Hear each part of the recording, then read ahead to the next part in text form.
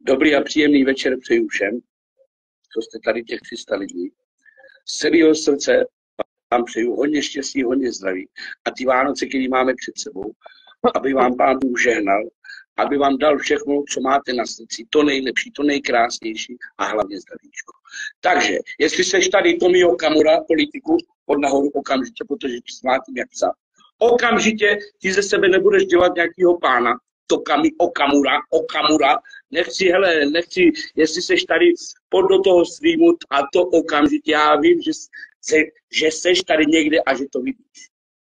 Vidíš to, jestli seš tady, něco proti tobě mám.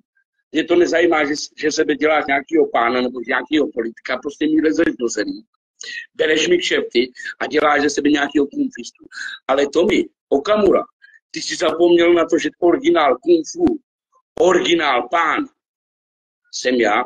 Já jsem ta pravá kutlanka, ten tygr, to bojový umění. To jsem já. Zmátím tě jak psa. A jestli to nepřijmeš, teďka tu výzvu, tak se někam schovej a nevylezi. Nevylezi. Dělej si tu svoji práci, dál tu svoji politiku, nebo co děláš, a už se nikam neukazuj.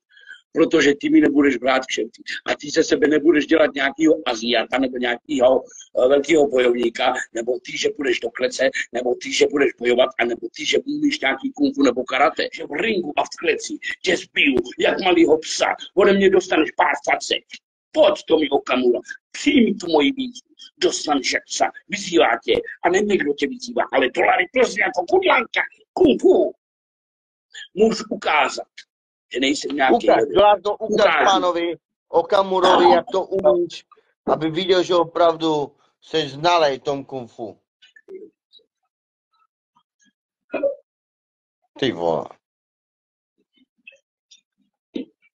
Přijmi to, Tomi, přijmi to, uvidíš pravý kung fu, pravý bojový styl umění, veškerých stylů, veškerých tygrů, veškerých zvířat, uvidíš to, přijmi to, Tomi.